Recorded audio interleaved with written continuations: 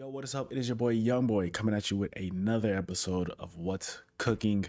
I know it's been a minute. We're back on episode 17. Today is June 9th, 2022. The last podcast was last year on my birthday, December 27th, 2021. Yeah, it's been months since we last done a podcast. But before we get into it, if you've been here for a while, you already know how it goes. Instagram. I have a new Instagram for the podcast itself called What's Cooking _official. It will be in the description down below of both YouTube version of this, which check out the YouTube channel YouTube / YoungBoyCooking, where you can find all the video version of this podcast. Also, with the new Instagram for the podcast will be in the description down below. It'll also be down below on the Anchor, and hopefully down below on every other app that this goes to. Which, by the way, you can find this podcast on Spotify and Apple. Right now, I'm working on making sure everything's available. But as you know, all the information that I know is that it is available on Stitcher, Pocket Cast, Google Play, Google Podcasts, and there's another one that I can't wrap my brain around. I'm trying to think of it. Actually, you can look on here on my Anchor.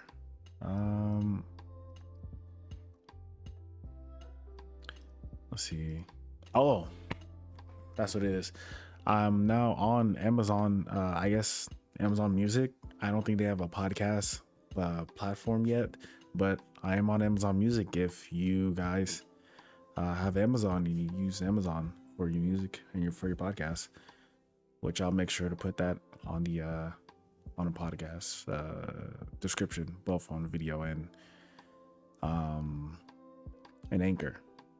And I believe I am also available on Pocket Cast and Radio Public.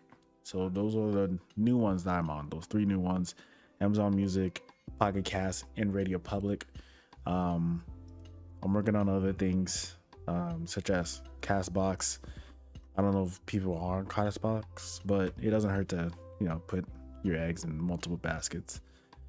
And also Overcast, which I gotta do some research on those two. So yeah, those are the three new ones that I am now officially on: Amazon, Pocket Cast, and Radio Public.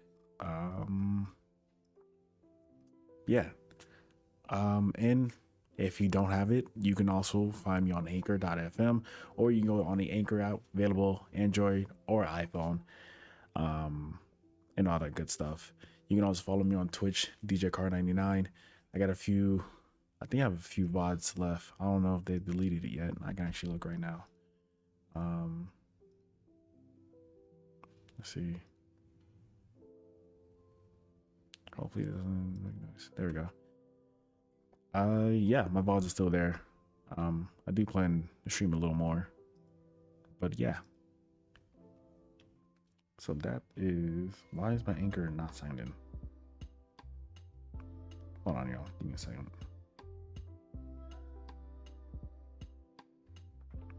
Oh.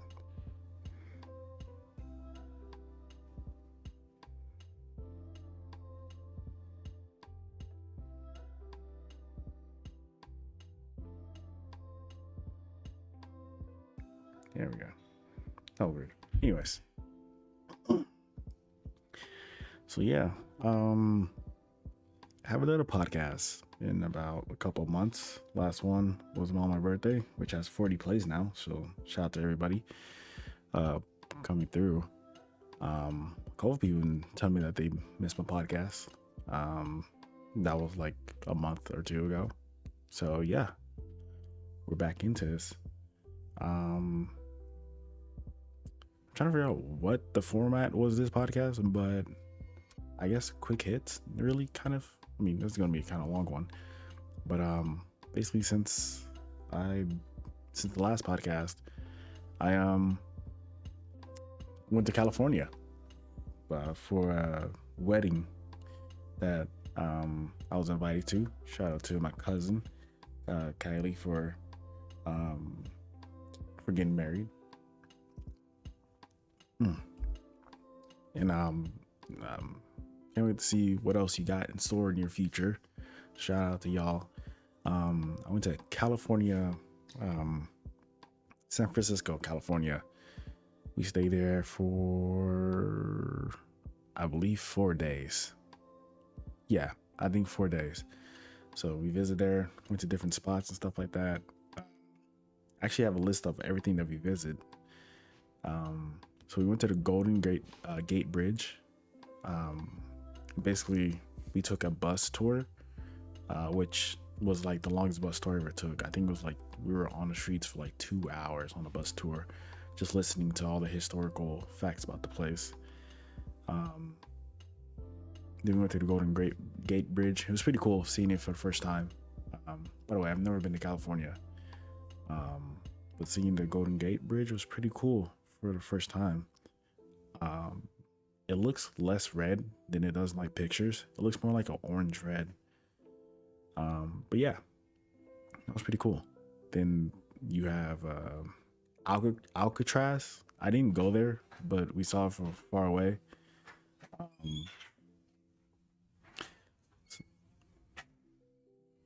Jeez.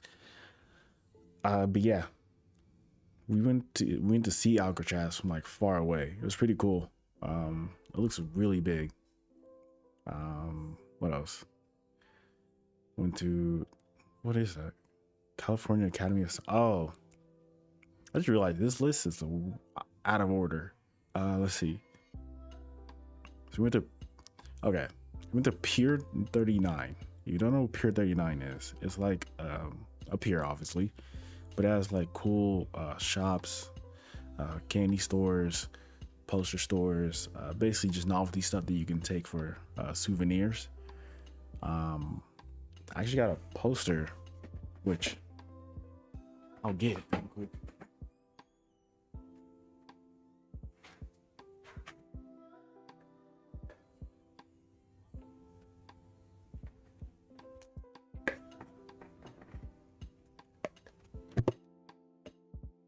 I got these, let's see, they got 4 posters from there.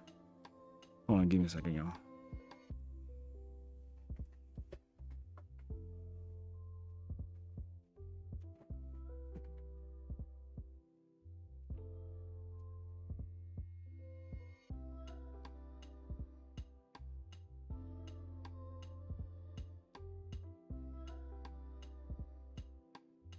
Okay. I have these posters. So actually, which came in a cool little traveling thing. Let's get this one out. This one else.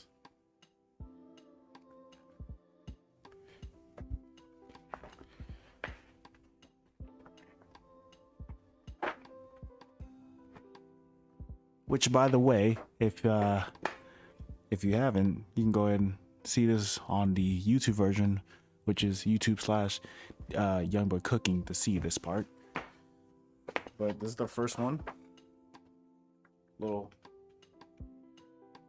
My Hero, you know, little fire right here. Then the second one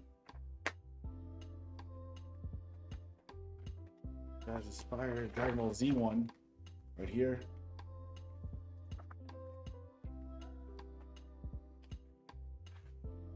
Then last but never least, on this fire as J. Cole KOD. So yeah. I'll just put those up later. But yeah. That was the posters that I got from a Pier 39. It was really pretty cool. Really pretty cool. What a word. I mean sentence. So we went there. Then next we went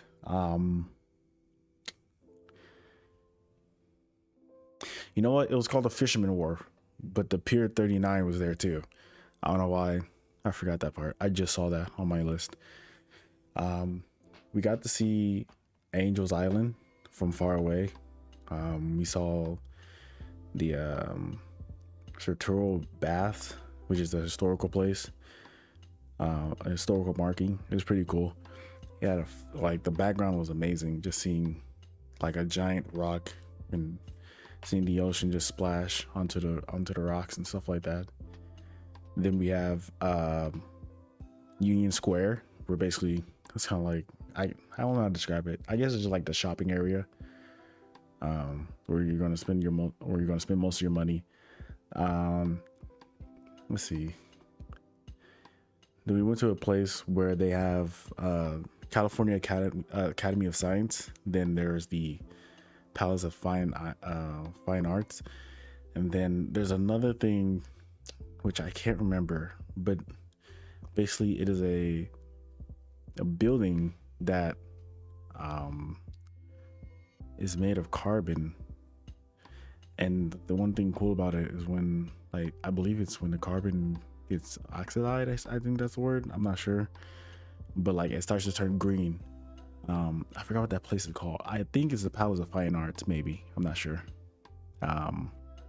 Actually, we can just look that up right now. The Palace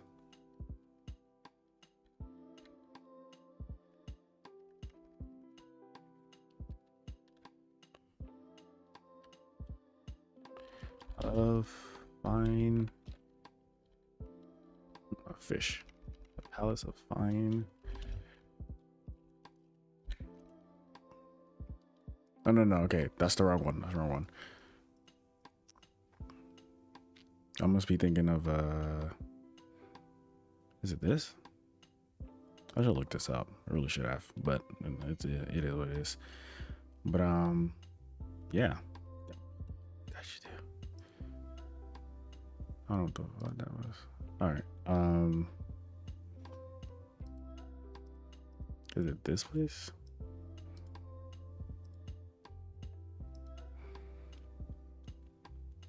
All right, no, it's not. Either way, there was a cool building. That's pretty much it. What else is there?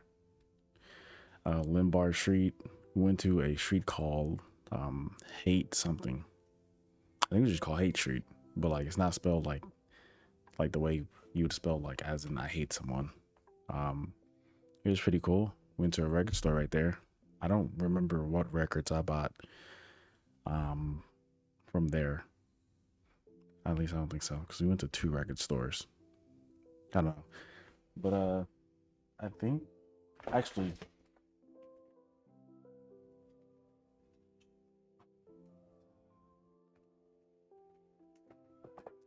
Yep, nope, can't remember which one I bought. Maybe when we get to the music section, my mind will come back to life. Let's see, what else happened? I think that's pretty much it. California was pretty cool. I'm not a big fan of y'all streets.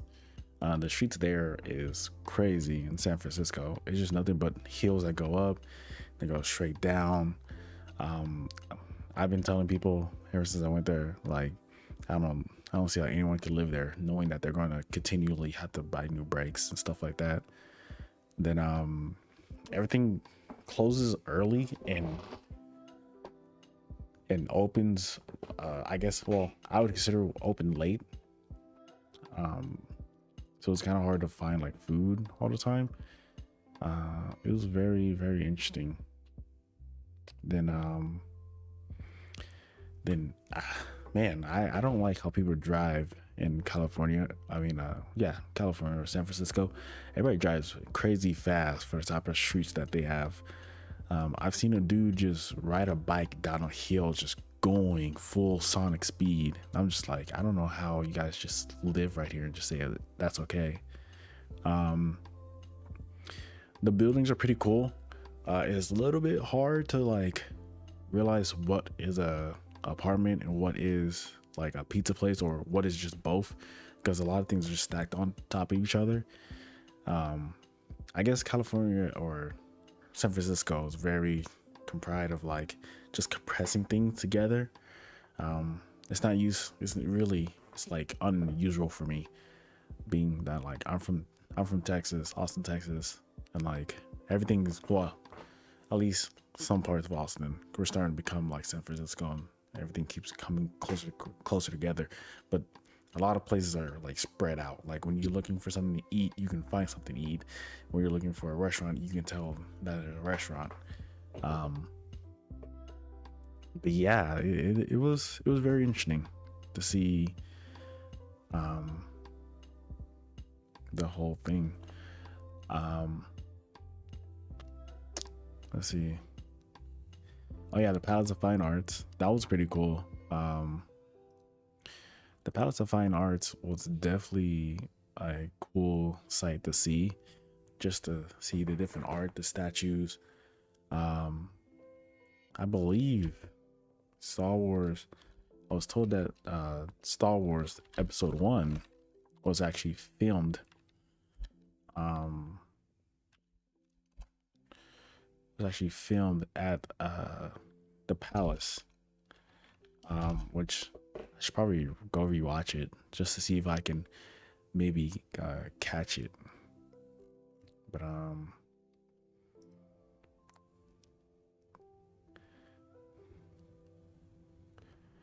yeah, I truly enjoyed watching. I mean, watching Star Wars. I truly enjoy going to California. It was cool. Good place to vacay. I definitely wouldn't live there. My money would not be able to spread out as good as it would here. But I can see how someone from California could come down to Texas because their money will spread.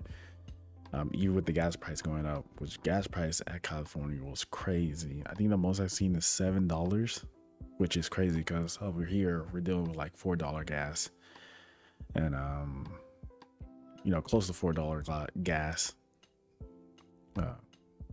It's crazy. It's insane. What else? I feel like we saw so much to a point where it's like now it's kind of blanking. We went to a couple breakfast spots that had good breakfast. We went to a couple of nice restaurants. The wedding that we went to was great. The reception was amazing. I had a fun time. Shout out to Kobe and Cameron.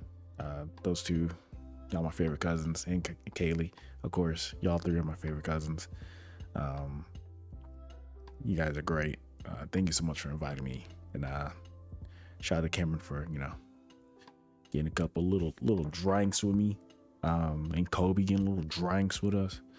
But yeah, in all, I'd give San Francisco, California, a good 7 out of 10. Would not live there, but I would visit again. Oh, by the way, Uber. Make sure you guys Uber. I probably would never come here and drive myself to places. I'd rather Uber, even though I hate everybody's car in Uber, and I also hate how they drive there. But yeah, it's whatever. And also, they have a good airport. California has a really good airport. Not better than Austin's, but a pretty good airport. I almost bought an Apple Watch. I almost did. I was about to do it. I was like, nah, let me stop. I know I got the money, I know I'm a baller, but I gotta pace myself. But yeah, that was California. That was really fun.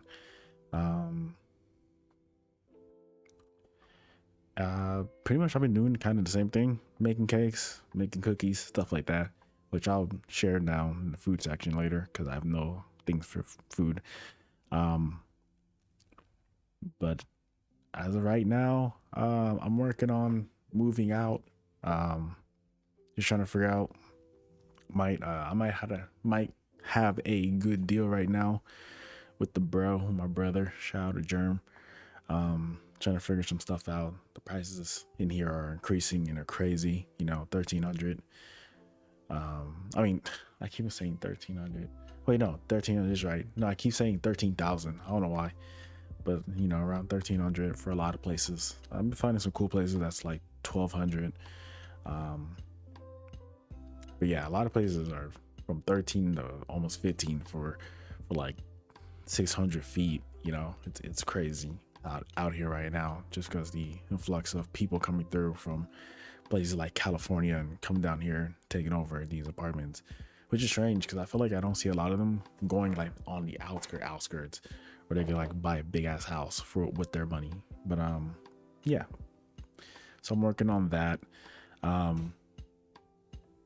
Just trying to find a nice little place to live. And I think that's pretty much it. I mean, I've been working on my album collection and stuff like that, vinyl album collection, and just living life at this moment, you know, just doing it what it do. But let's move on to I guess TV, movie, anime. I had Spider-Man on here, but it's been so long since I've seen Spider-Man. I'll just give you a quick rundown. I like the movie. It's great. It has some errors in it that, you know, really bugs me. The whole spell with only people who knows Peter Parker Spider-Man can come through. I don't know why Electro and Sandman was there. Electro never knew who Peter Parker was, and at the end, the Sandman scene when he sat down with Peter Parker and drifted away in sand, I don't remember him ever asking Spider-Man, "Hey, what's your name, kid?" and stuff like that.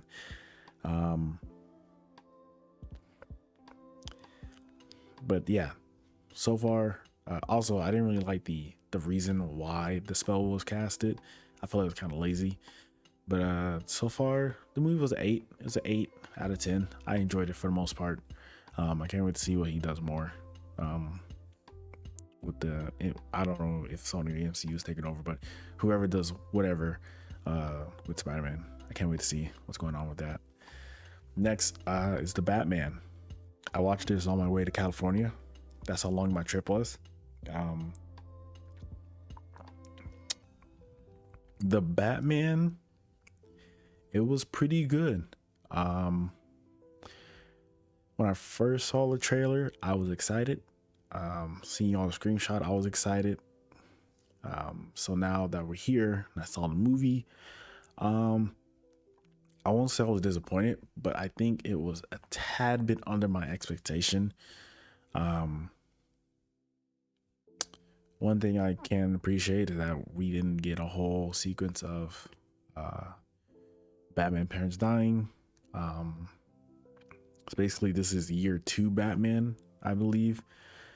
So it's a younger Batman, so more mistakes and more earlier technology, especially with the Batmobile, which is just basically a Dodge Charger with wings. But yeah, the Batman movie was pretty good. Positives. I want to start positive first. The positive I want to give out is that for the rating it has, it still gives that grim, brutal, I guess, feeling to the movie. It definitely doesn't try to appeal to children. I like the fact that it felt fast at some part. It did feel kind of sluggish at some part, but it definitely felt fast at some part. Another positive is I like that we kind of had more of a detective style Batman, kind of. I didn't feel like his detective skill was shown that much, but I think it was shown enough to where, you know, someone who watches Batman is like, oh yeah, he also is a good detective. Let's see what else. Positive as a character wise, I like that everyone plays a part. I don't think everyone does a phenomenal job. I think everyone is playing their part. I think everyone is just cool and doing what they need to do to make this movie the way it is. What else? Another positive, I like the look of the movie. I'm not the biggest fan of like all of DC movies because a lot of them have been like colorless, but for some reason I really like this one. I guess I don't know how to explain it, because I feel like with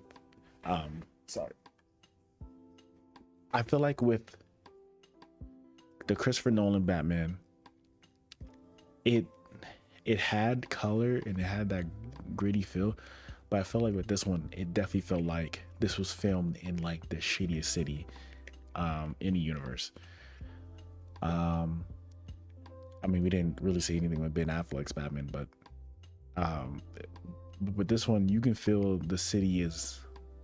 It almost gives off as the city of Gotham is a character itself. It almost gives off that, but definitely it's nice to see that, you know, you can show it, not just tell us that Gotham is bad. Because I feel like with, you know, these movies, except for like, I mean, Christopher Nolan showed that Gotham's bad, but I never really felt it. I felt like they were just telling me, hey, Gotham is bad. But with this one, you can feel it, you can see it, and when you hear it, you're like, yeah, this is a shithole. Let's see. Is there any other positives? I guess one positive I said is I like the I like the way they did the Riddler. It's different. It makes sense to me. It's kind of hard for me to believe there's a man in the fucking question mark fucking suit with a stupid hat on. I like that they made him more not menacing but crazy. Like you don't want to be around this guy in the same room type vibe. And I kind of like the way he kills people. He kind of makes himself just seem like a maniac to you know, wrap duct tape around someone's head that's dead and then to just target people and stuff like that. And I feel like it's kind of starting to get a little cliche with the whole revolution, and if you're also a freak, could join me. You know, I feel like that's kind of, I don't know, I feel like that's kind of getting a little tiring, but with this movie it was whatever. But yeah, but the negatives I have about this movie really did affect the score that I want to give this. Like I said, all the characters played the characters, which is a good thing and also a bad thing, because I feel like there wasn't really any good like moments and or like really like, man, what a good actor. Harvey Dent, I just felt like played like Harvey Dent, and you know, he had some funny moments and some cool lines. Who's the dude who plays Bruce Wayne? I forgot his name. The dude from Twilight. But the dude from Twilight, I mean, he definitely played up the character, but I think that's just all he did. Same thing with Catwoman. Same thing with what's the mob boss? Not mob boss. What's the Bruce Wayne? The Wayne family, the Wayne Manor family. I can't think of his name. Fucking, it's the dude who was in Transformers. I can't think of the name. Falcone. There we go.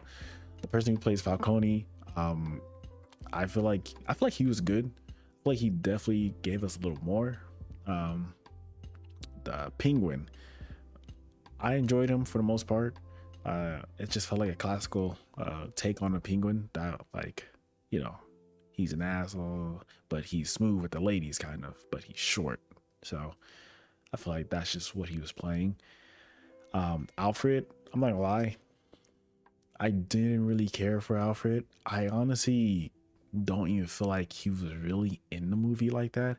I just feel like they just needed an Alfred, and Andy Serkis was like, yes. But for the most part, it was pretty. They were good, but they're just doing their job, and I feel like that also kind of hurt the movie, because it didn't feel like anyone was going beyond their limits. Then my second problem with the movie is that it's kind of long. Not gonna lie, I kind of felt the length of the movie.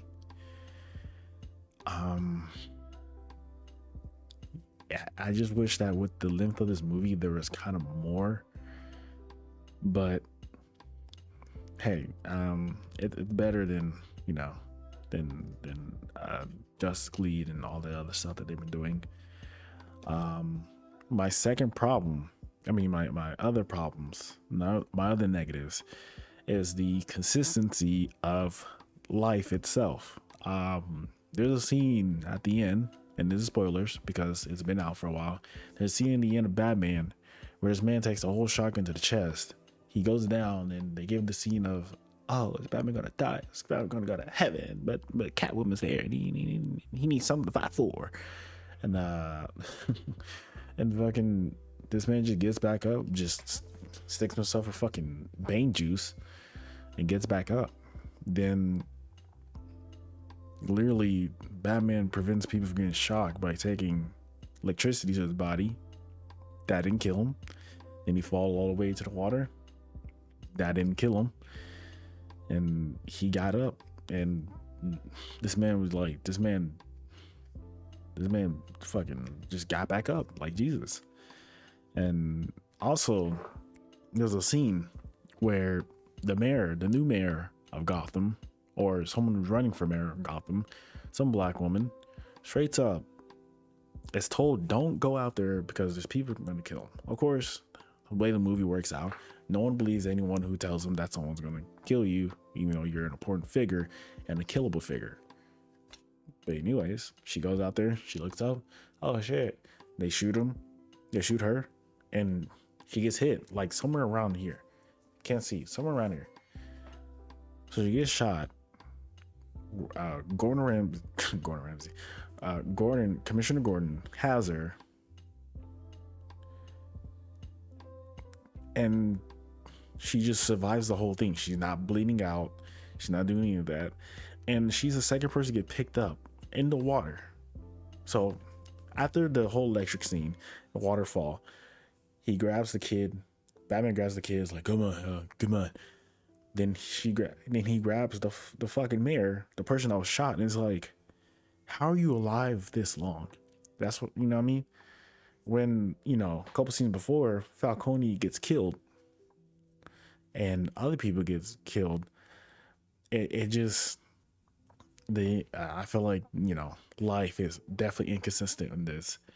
I get plot armor, I understand it. I watch anime. I watch Dragon Ball Z, My Hero, Demon Clover, Black Clover. I watch a lot of anime, and a lot of them have an insane amount of fucking armor, plot armor. But this is kind of, it just felt like it just went to that realm of cartoon again. It's like, y'all could have done something else. But that it really irked me. I don't know why. But what else? Is there any other negatives? Let's see. I'm trying to think if there's any other negatives. But yeah. Also the whole, like, I get it. Oh, revolution shit. It's just the floating part it just came out of nowhere, in my opinion. It's like, how do you just get people to just be that organized to where you can make the whole city flood? It was weird. But yeah, that was Batman. Honestly, I give that movie, I wanted to give it 6.5, but I kind of want to round it out to a 7, because I was not bored. I did enjoy the fighting scenes in it. I did enjoy the tech that he had. I did enjoy that it was more modern. It felt more modern. It felt more realistic before the end, and it felt like Batman could be real. You know what I mean? That's what it felt like. And seeing that, it was very enjoying, and it felt refreshing somehow. I don't know how, but it just felt refreshing. I guess, after seeing different versions of the Bat Tank and then seeing Batman doing crazy shit, it's just nice to see that, we have a somewhat realistic Batman. But yeah, 7 out of 10. And we have one more. We're not done yet. I had a lot to say about Batman. So if you haven't heard, been under a rock, or you just don't like Disney, Obi-Wan Kenobi has finally have his shine in his own series, as a limited series, I suppose. There are 4 parts. I've only seen 3. 4. I think the 4th part just came out today. Yesterday. The first 2 parts came out, on Friday. Then the next one came out on Wednesday, which confused everybody. And now we're at the fourth part. I've not watched the fourth part. I've only watched three. And watching Obi-one. And so far, before I watched this, a couple of my friends from work asked me if I watched it yet. I said no. He's like, oh, well, it gets better as it go. And I kind of disagree. I have gripes. Certain characters are just annoying to me. Maybe just where I'm at in life. Well, not where I'm at in life. Where I'm at in life with movies and characters and like character traits. That's what I mean. But so far it is mid. And the reason why I say it's mid is because I guess I'm now really feeling the saying, be careful where you wish for. The reason why I say that is because I feel like this show is missing something. I understand this is a film about an old man who's going through, the pain and the struggle, PTSD, whatever the situation may be. Now he's put back in a situation where he's not the best state mentally, more probably physically. He has to rely on something else. He's far from the Force. It's hard for him to even look at Vader, who was Anakin Skywalker, which is Obi-Wan's Padawan, and best friend and damn their son. But a lot of things really affect this show. I think one thing that does affect this show is not necessarily Obi-Wan, because the person who plays Obi-Wan, he does a good job. I like Obi-Wan as the character. It's cool to see different versions of characters, from the Jedi Knight that we call the Beast, the GOAT, the greatest of all time, stuff like that. It's nice to see when, it's nice to see Superman at his lowest, because we can kind of relate and kind of see, well, how do you become who you are now. So it's nice to see that. I think the biggest problem is just attention wise, it just has a hard time gaining my attention. It's not trash. I just think it needed some more time in the oven. The characters I don't like, characters that I don't like the most are Leia and the black chick and the rest of there's this monster dude. I forgot his name, but it's the black chick and the monster and Leia are the three characters. The reason why I don't really like Leia, because it's the whole, kid doesn't want to listen to shit type theme with Leia as a young kid. That's my only gripes with her, but she does give out she does make the story fun. She does give that fun factor. Then with the guy, the brother, I guess the brother Inquisitor. I'm not a big Star Wars fan, so if I'm saying stuff wrong, I don't care. And also, sorry. So like the guy Inquisitor, the monster, I think he's Asian. The actor, I can't remember the actor's name, but the Asian actor who plays the brother Inquisitor. Like there's no character development with that person, and so he just comes off as the typical angry villain. And that's also the problem with the Black Inquisitor too. Like she comes off as this, but like the Black Inquisitor is like really annoying. But the Asian Inquisitor monster guy, whoever he is, he's just there to just sound menacing and to also threaten the Black Inquisitor, so they have like a little banter and all that stuff. It's just it kind of gets annoying after like the second episode, I guess, or like midway between the second episode. But I guess it's one of those things where it's like you got to deal with it, and I don't think either of them are gonna have a character development moment, since there's only like 6 episodes and 4 just dropped today. At least not enough for me to even care about the characters. Same thing with the black chick. I honestly feel like they could have done so much more for the Inquisitors, all the Inquisitors. The black chick is just, it's like, it's like they gave her the role, but they didn't direct her correctly. You know what I mean? It's like one of those situations where it's like you had a chance to do something good with her, but you decided to just make her a villain, quote unquote, a villain, where she's just high and mighty, and he tells you to hurry up or she'll cut your arm off, and stuff like that. It just gets boring, and she has no. She's definitely 1D. She's one-dimensional character, most definitely. Which it's just a big problem if you want the show to basically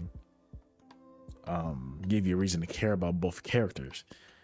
The only thing that she has for a reason to do this, for the stuff that she has, Jesus fuck, the only reason she does the stuff that she does is for the approval of Darth Vader and to show the other brothers and sisters, Inquisitors, that she's the best.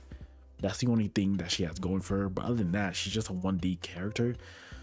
And it's like, damn, bro, it's like you're bringing the Inquisitors, which from my knowledge of, they're the shit according to the Star Wars fan base. Like, these are crazy people, which is funny because in the not Last Jedi,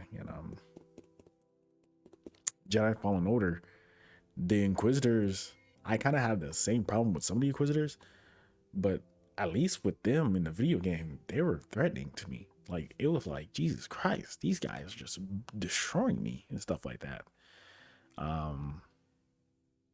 And if you don't know what an Inquisitor is, so an Inquisitor, from what I know, and I could be wrong, and I don't care, but the Inquisitors are people who used to be Jedis, but due to Order 66, they're forced to be captured, and if they don't join, they'll die. If they do join, they go full on the dark side. But I believe these are some of the people in there. I don't know who all are in there, but I imagine there's some of these people in there because I always see like different characters, so I'm not sure who is officially in there, who's just part of a comic book, or if they just had a huge collection of these Siths, and stuff like that. But yeah, that's my biggest problem with this this TV show. It's just it doesn't inspire me to want to look at it some more, and it's definitely it's just mid to me.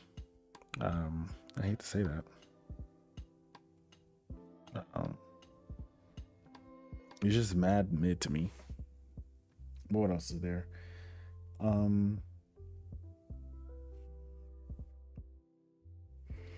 I think that's it for now because I have not seen episode 4, which I'll probably watch it after the podcast. But yeah, Obi-Wan isn't necessarily doing it for me. Hopefully then these next 3 episodes will do it for me. Also, Darth Vader. The fight with Obi-Wan and Darth Vader, I kind of like it and I kind of didn't. I kind of didn't like it because like I didn't feel like Darth Vader was using his all or giving his all in the fight. But at the same time, I felt like Darth Vader was kind of just toying with him because, if you've seen someone who cut your arms off and one leg off and made you into a monster machine, you'd probably just play with them too. But I feel like it was kind of a lazy fight. I don't feel like it was a very good choreographic fight, in my opinion.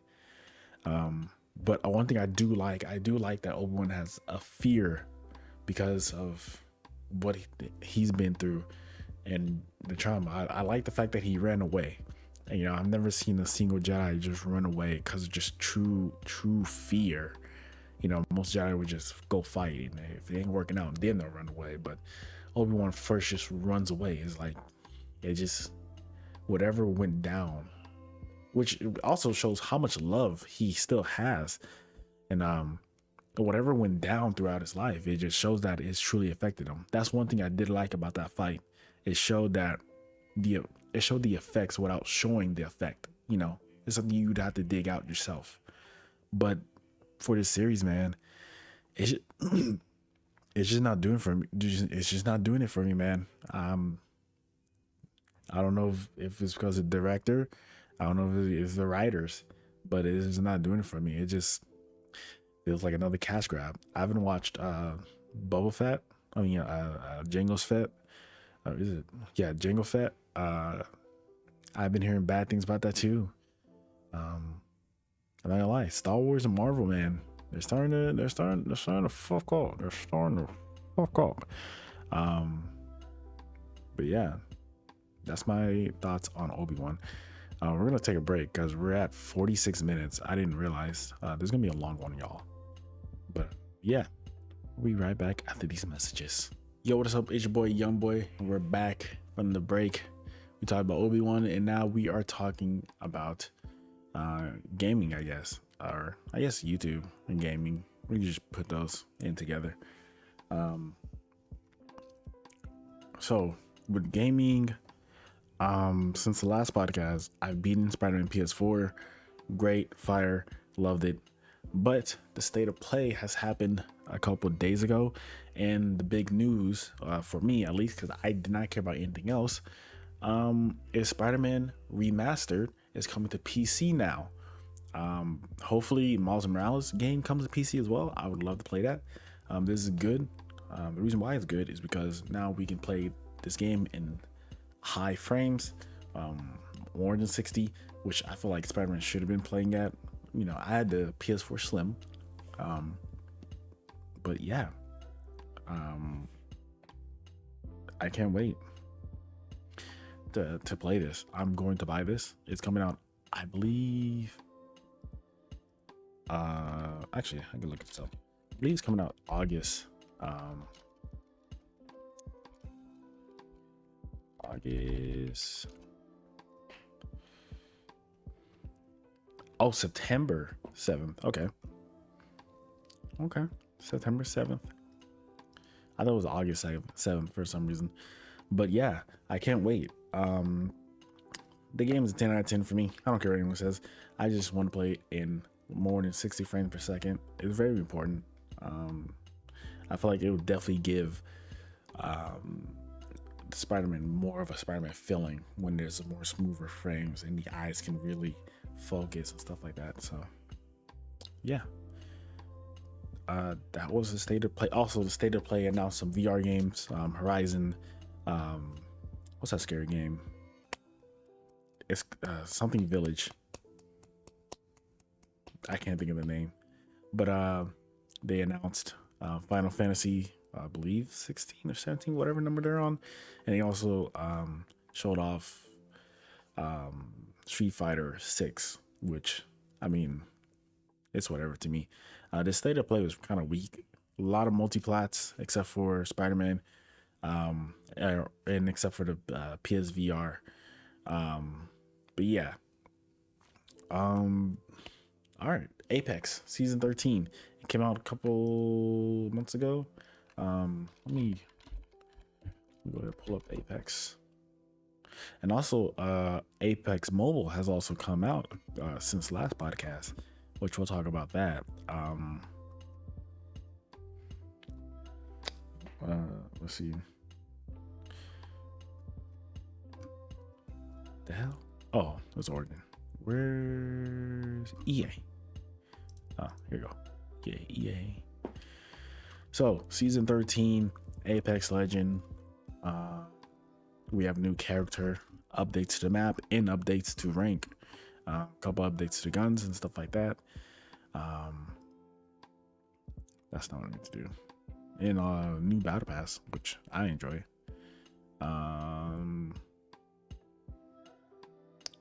Where's the legend? Oh, here we go. Legends. And with our new legend, we have Newcastle. Let me just transition right here. I just realized it was like the first transition. This is the only thing I have ready for this. But anyways, this is Newcastle. Let me close this. And let me close this. Close these. And let me close this. Newcastle, Rogue Defender, basically is a shield character for Apex Legend. He's pretty cool. His abilities are: tactical ability is a mobile shield. He's able to control a drone that moves wherever you ping it to go. So if you need the shield to go to the right while you're moving forward to prevent any bullets heading towards you, you can do that. If you want to push on forward without taking any shots, you can do that. You can go through the shield. You cannot. I don't think you can shoot past through the shields. And people cannot shoot past through you. But yeah, it's a pretty cool ability. Then his passive ability, which is something that you can do without needing to activate it, such as revive the wounded. Basically, it is a shield that drops down while you pick up someone, but the one cool thing about it is that you're able to drag someone wherever you like to drag them, I believe, unless they nerfed it into where it only goes to straight line. But you're able to basically move your teammate while you're healing them, and there's a shield in front of them, so you're getting protected by any bullets coming through, and you can pull them to the side to cover. It's pretty interesting. Then his ultimate ability is basically a giant wall. So castle wall is basically an ability where he jumps up in the air and he basically shoves a giant wall system that expands over. So you have one side, right here with a kind of like a castle look. So it's one side right here, one side right here, one side right there. These are able to be shot down, same as the mobile shield. This came off. Whoops. Same as the mobile shield. So it's pretty cool.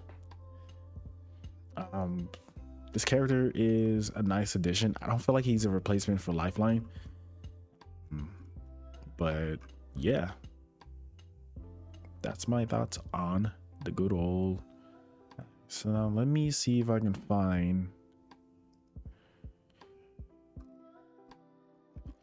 I might have to go to community, latest updates, game updates. Let's see, rank updates. I'm trying to see. All right, while I look up for rank updates,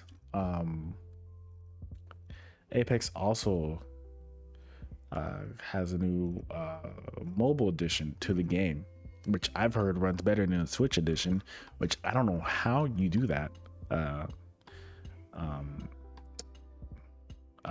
Respawn, but you just do. Let's see if we can find rank.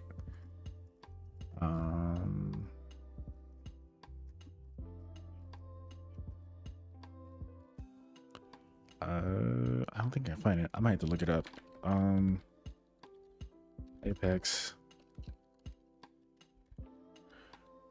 rank changes.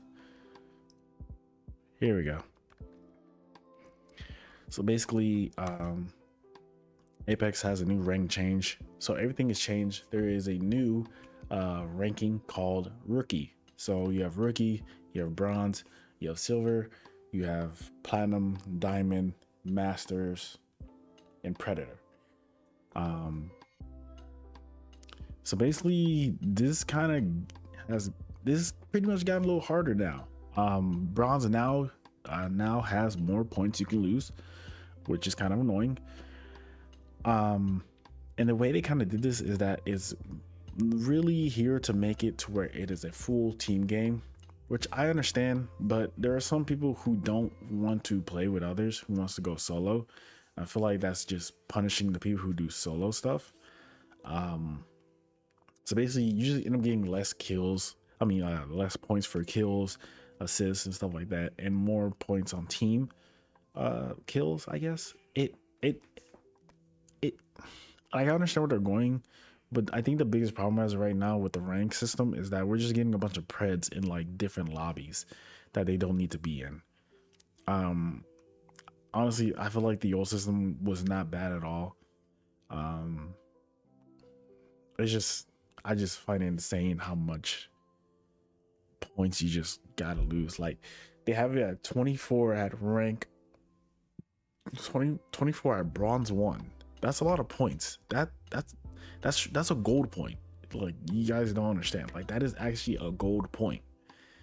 And now silver has 36 on one, which by the way, they really changed the whole thing. So it's no longer that if silver you lose 21 points on silver 4, 3, 2, 1. It's now on silver you lose 27, 30, 33, 36. So now it adds up more and the risk is even more, which can be a little bit infuriating when you have, I hope you guys can't hear that, but whatever. Which can get very infuriating when like you're fighting your ass off and you kill, especially because I'm in bronze 1. I just kind of started. I'm in bronze 1 right now. I'm losing 24 points, and it's really annoying when you freaking fight off two whole teams, 6 people with your team, and you're in 10th place, and all you got is fucking 6 points. It gets very infuriating, and it's like, okay, what's the point of even playing this game? After, you know. But of course, I just run back to the damn game and shit like that. But it's just it gets kind of annoying right now, especially when you're dealing with pros and all that other stuff. I'm not a big fan of this way, but I do understand why they did it. You know, at the end of the day, this game, they did say this game is team based, but it is a tad bit annoying. Now I'm okay with this if maybe the next this split that they lower the points. You know, I feel like it shouldn't be that bad, especially in bronze. Like 24 is a lot in bronze. I'm not gonna lie, for bronze that's a lot. I feel like all this should be cut a little bit. Instead of 15, maybe 10. Instead of 18, maybe 15. Instead of 21, maybe 18. And instead of 24, let's just fucking do 20 or something like that. I feel like these are extreme numbers that they just made up. You know what I mean? But hey, at the end of the day, it's one of those things where you just got to get better, but it's just annoying to get better. You know what I mean? But yeah, I still like Apex. I still play it. It's just a tad bit annoying. That's all. Yeah, that's it for the oh, you see my notes. But that's it for the game. So now we have music. Jesus. So we have a lot of people who dropped. We have like 5 albums that has dropped that I listened to. These niggas in the group chat so funny right now. You know, get you some friends that will make you laugh all the time, bro. Just get you some friends that will make you laugh all the goddamn time. This is funny right here. That's great. So we have Tory Lane, The Weeknd, Denzel Curry, Dreamville, and Kendrick Lamar all dropped an album this year, and we're only halfway through the year, which is crazy. So I can't wait to see what else music comes out. This year music has been very thick and very good. So we're gonna talk about Tory Lane's At Prom. It is a 80s album, 80s inspired. I like to say 80s copy, but it's a very good copy of this. Jesus Christ, this man is just destroying these grass. Yeah, god damn. But yeah. Tory Lane, Alone at Prom. I forgot when it dropped. I think it dropped last year, but like closer to like this year.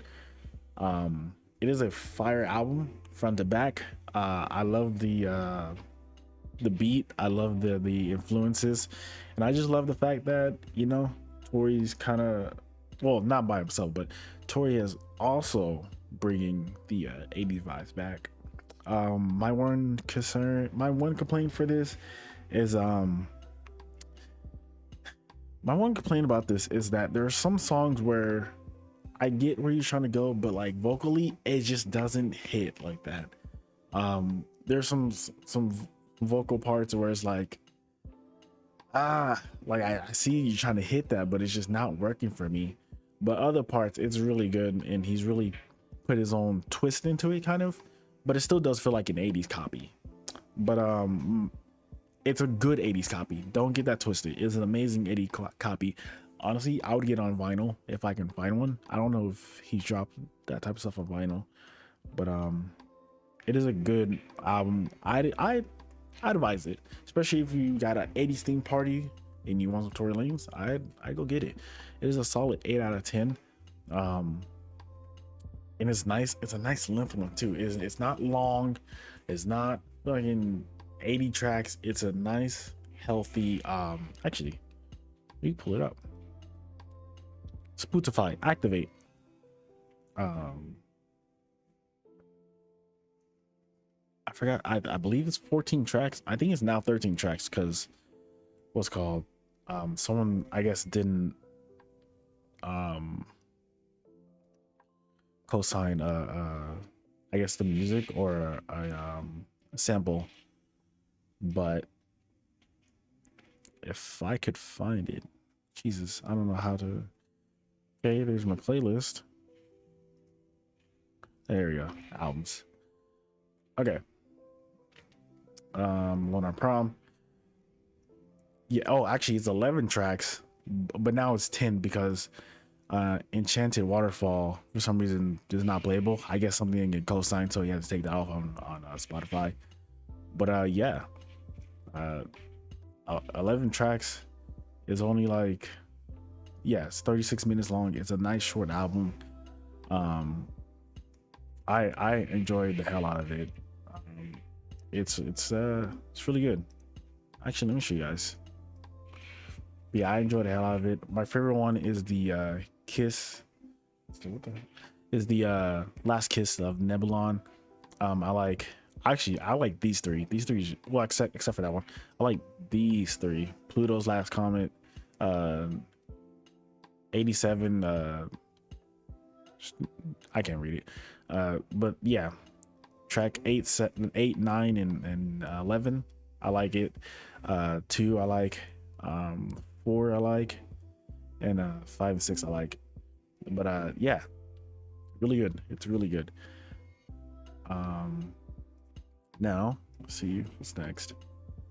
But yeah, 8 out of 10. Next up is The Weeknd. Donna Film. He dropped it, I think, a couple days into the new year. I believe the 6th is when he dropped this. I'm not entirely sure, but we have Dawn FM. Great album. I love it. I even have 2 vinyls of it, which I'll show you.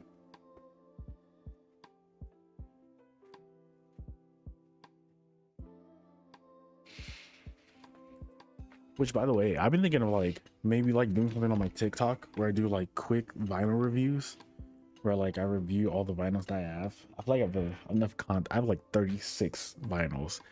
Maybe I could do something like every 2 days in the week. I'll do something like that. But let's see. I'm trying to remember. Okay, so I have 2 versions. I have the I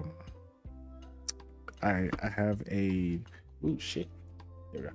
I have 2 versions. I have the exclusive version online with the art, which is sold out, which I don't know if they have any more copies of it, so I might have a nice rare copy. Also, hold on.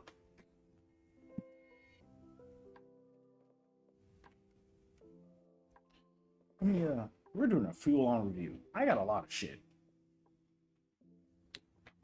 Also, I got a CD, which is signed by The Weeknd himself. As you can see, the CD right here, the back.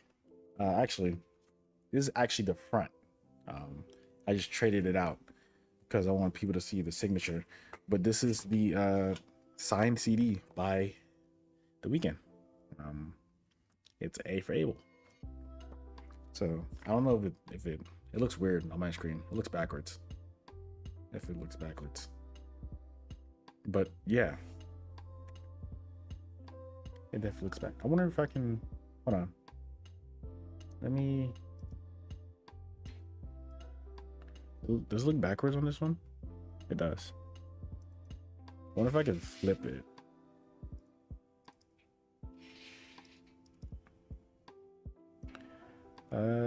Can I flip it? Vertical flip? No. Okay. Nope. Don't do that. Don't do that. Don't do that. Cancel. Cancel. Cancel. There we go. There we go. But yeah. I'm so stupid. Let me transition to so you guys see the bigger. Like I said, I don't know if you guys can see because I have my way my camera's all fucked up. I gotta switch it up, but it's basically yeah, it's the weekend right here. His signature. It's pretty cool.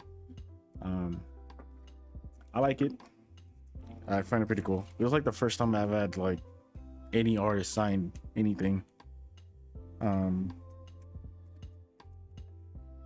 So it was pretty exciting to get it because, like I said, this is the first time I've ever like bought anything from an artist, like any music, like a music box or anything like that, or a CD that comes with a sign. So that was like the first time I've ever like done that, and it's pretty cool. And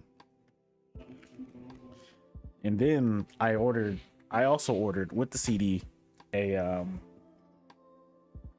an exclusive vinyl art of the Donna film, which is this.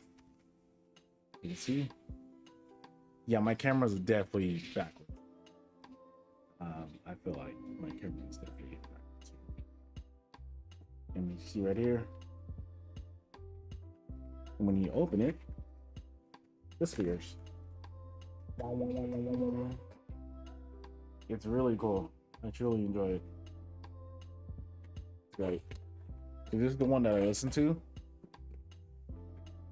And this is the special one from Target. This is the exclusive Target one, which is this right here. The art style is pretty cool. When you open it up, it's even fire. And the best part about this is that the CD on here, or the vinyl on here, is actually a silver, as you can see. See, Donna film, silver vinyl. You dig? So yeah, Donna film. But yeah, so we have that. This man is really fucking loud. It's crazy that my audio is being ruined by this shit, but whatever. Donna film is a 16 song album, kind of an hour, 51 minutes and 49 seconds, front to back, great. My favorite my favorite song on here, it fluctuates actually. My favorite song switches up all the time every time I listen to this, but as of right now, my favorite is Sacrifice, How Do I Make You Love Me, Out of Time, and Don't Break My Heart. Those are my three top tier favorite. I absolutely love all of them. I don't know why I clicked that, but whatever. I absolutely love all of them. Especially Take My Breath. This version of Take My Breath, I truly enjoy. It's just fun to listen to.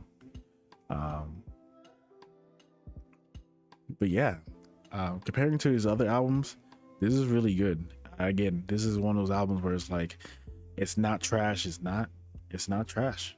It's really a good contester of the best album. Actually, I also like to tell by Quincy. So he has Quincy Jones, and he has it's on here, Jim Carrey, Tyler the Creator, and Lil Wayne on here. They do an amazing job what they do. Jim Carrey does an amazing job being the background vocal of this whole album, taking you into this feel of being inside of a actual radio station.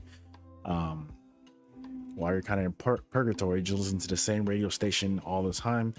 Quincy Jones does a good job of telling a story on how his life kind of similar to The Weeknd, and how The Weeknd can understand him and stuff like that. So it's really cool to get that type of I guess perspective from a different person from a different time having the same problem too. So that part was cool. But yeah, this album is really good. It's 10 out of 10 for me. I don't care if I sound like a nut rider. Next up, we have Denzel, See My Future. Melt My Eyes, See Your Future. I can't read today. Man, this album, man, is just insanely good. I can't wait for the vinyl because this is first of all, the art cover is amazing. I like the art cover. I can't wait to see the vinyl of this.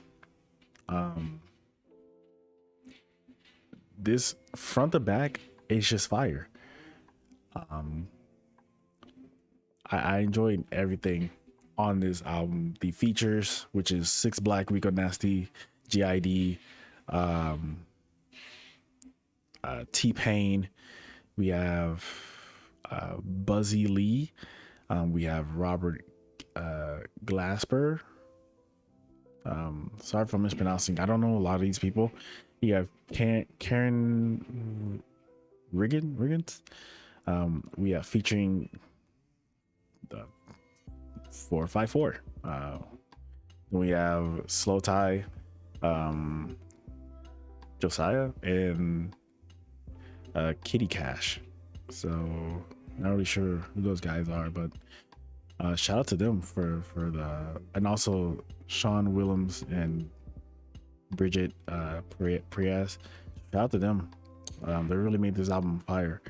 I like all of them. My favorite, well, I really do like all of them, but out of all of them, my favorite is, which, oh, by the way, 14 songs, 45 minutes, 10 seconds is a nice lengthy album. Perfect. Don't need more, don't need less. So my favorite one is of course Walking, which was fire. That really blew up. John Wayne, Troubles by with T-Pain, Ain't No Way, X-Wings, and I also love I believe was it Smell of Death? I think it was Smell of Death. It was either Smell of Death or Sandro, but either way, those two are fire. But yeah, Melt My Eyes is a really good album. I advise people to go listen to that. I give it's a 10 out of 10 for me, but yeah.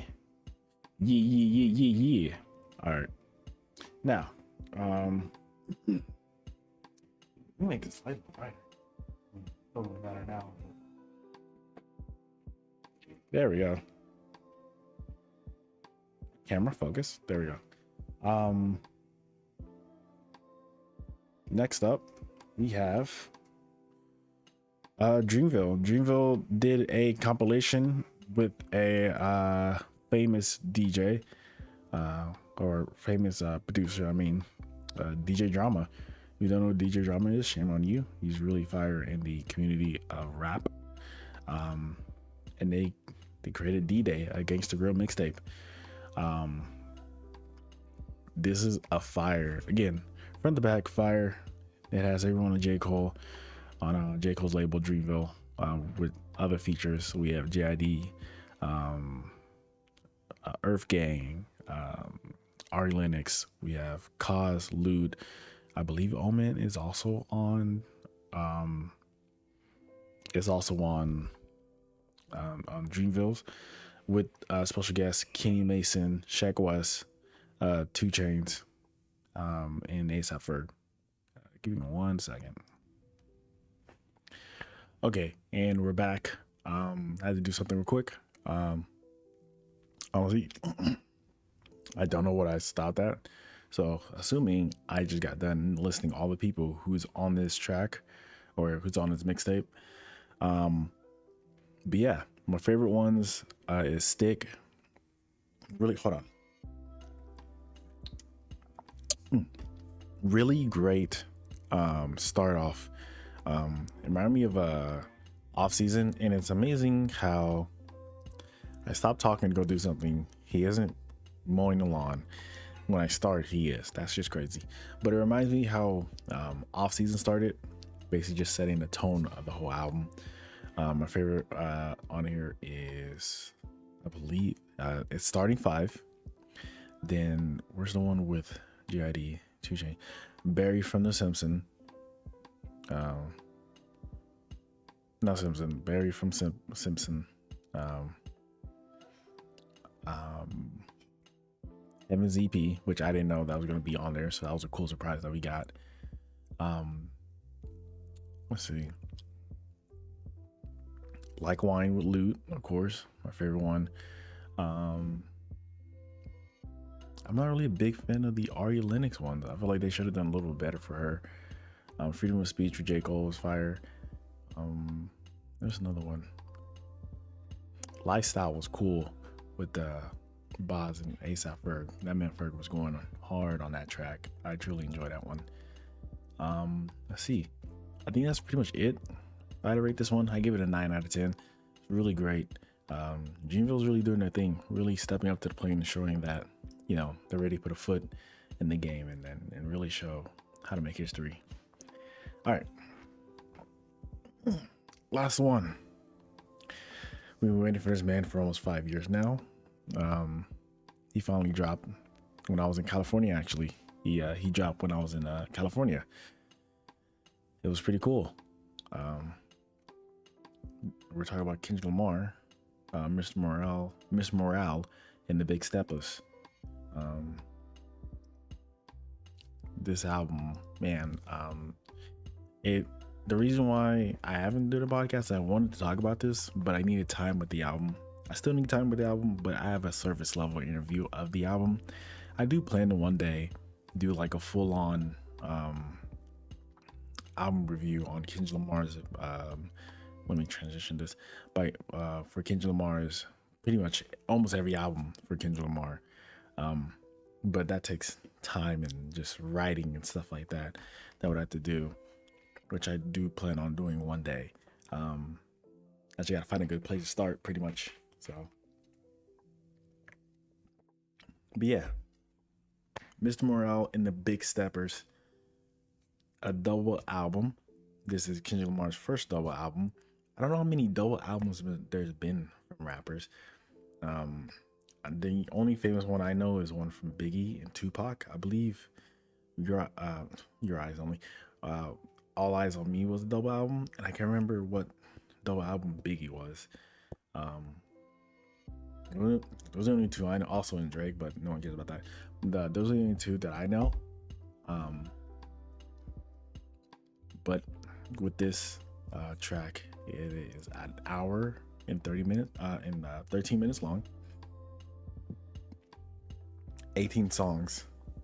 So 9 on disc 1 and 9 on disc 2. It is a really, really, really deep album, trauma-wise. There are some uncomfortable songs for some people. For me, they're not uncomfortable at all. I enjoyed. We cried together. But yeah, this album is definitely for people who's going through things, and also I think it's for people who are going through things and are able to admit it, in a sense of who don't just skip on this because it's not a good time, or who only listen to music for a good time, for escapement. This is for people who I feel like, in my personal opinion, this is for people who are going through things and are facing it as we speak.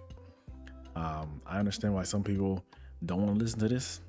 Some people are not ready to deal with the stuff that they're facing, and some people don't want to be reminded with this song, and that's perfectly fine. I feel like this album was not meant for you to listen to it now. I feel like this is definitely one of those albums that 5 to 8 years later, when I feel like our generation has all been like, okay, we've all conquered all our demons and stuff like that, we're finally accepting help and accepting that what we're going through is crappy and we need to get that fixed. But I feel like that's going to take time, at least 5 to 8 years. But this album, man, I had to listen to it a lot, front to back. I've still yet to understand this fully. You know, I understand the brief stuff, the bars, the certain stuff like that, how this thing is flowing. This album really stands out to me. Just hearing Kendrick's, not opinion, but Kendrick's thoughts, and seeing how, you know, the way Kendrick's discography has really come forward, you know, to the point where, you know, he's now saying, hey, I never asked for this really, but I'm choosing me for now, you know. I suggest you do the same thing. To me, this album definitely gives me a vibe of questioning, why are you giving me this power? Especially when some of y'all motherfuckers don't even care about me like that. Um, there's just a lot of things in the album that I feel like really needs to be talked about in very good details. That's what I kind of plan to do, like a full on review, but that will come in time, of course. Um, but my favorite songs on here is "Uniting Grief," in the in '95, Father Time, We Cry Together, Count Me Out. I really do like that. Silent Hill with Kodak Black, Savior Interlude, and I also like Morale and Mirror. Those are my top favorite songs out of the albums. It is just a fire album. Which, by the way, I'm actually going to see Kendrick Lamar live July 21st. I can't wait. I'm beyond excited. I genuinely, what the fuck is that? Oh, never mind. I genuinely am excited for that. It's one of those things where it's like I gotta see it. I gotta see it through, my boy. But yeah, this album definitely is, in my opinion, I feel like this album will be his greatest album in the future. I don't want to say now because I don't want to give that instant classic stuff. I want this to just sit and marinate and just grow more with me. That's one thing Kendrick Lamar. That's one thing I find interesting about Kendrick Lamar. When I first started watching his interviews, just his whole idea of just wanting his music to just grow with you before you say instant classic or stuff like that. So that's what kind of stopped me from doing that with the albums, and he's really changed the way I take albums. So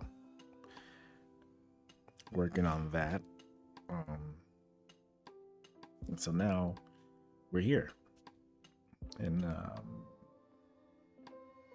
I want to give a score, but at the same time I don't want to give a score because it's just, I don't know. This album takes time. But if I had to give it a score right now, it's a 10 for me. It is. It's just a 10 for me. Production wise and the ideals, I feel like were really executed. Again, I just think it's one of those things where it's like we got to wait 5 to 8 years when people got their shit together, or at least people got enough shit together to face the demons that they have. This is just beyond just an album. This is truly art. I feel like I can say this is truly art. With Damn, it is beyond an album. It's almost like a movie. It's a really great album. But with this is beyond rap. This is beyond music. Honestly, this is art, and I like it. I really do like it, and I can't wait to see it. Can't wait to see him live. But yeah, that's my thoughts on Mr. Morale and Big Steppers. It's really great. It's really great. Now, how much time? Yeah, it's been about an hour 30. So yeah, that's pretty much it for the podcast. That's all I got. Back kind of, I guess. Again, Instagram. We have an official Instagram for What's Cooking. Again, it's What's Cooking _official. The Instagram link will be in the description, both on Anchor and on any other platform that you're on. Or if you can follow me at YOUNGBOYCOOKING, where I usually post when the podcast is up. You can also find the podcast on Spotify, Apple, and now Amazon, Stitcher, and now Pocket Cast and Radio Public, and Google Podcasts, of course. You can also find the video version on YouTube, the YouTube/YoungBoyCooking. And you can also go to anchor.fm, or you can get the app available both on Android and iPhone. You can also follow me on twitch.tv/DJCar99, where you'll find me playing Apex and trying to grind through that hellhole. Appreciate everyone coming through. Appreciate everyone just watching or listening to the old podcast while you wait for a long time on it. I truly appreciate the support and love and everything that you guys do. But yeah, that's pretty much it. I'll see you guys later. Peace.